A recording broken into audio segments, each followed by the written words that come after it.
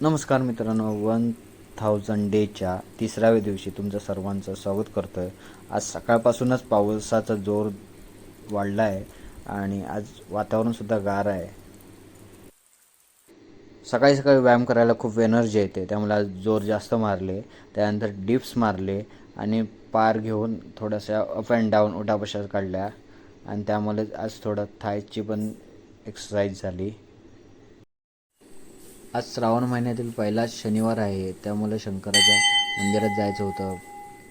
त्यामुळे आज आमच्या ग्रामदेवतेच्या मंदिरात गेलो आणि शंकराच्या पिंडीचा आशीर्वाद घेतला आणि बेल अर्पण केले आणि त्यानंतर कामाला पुढे गेलो.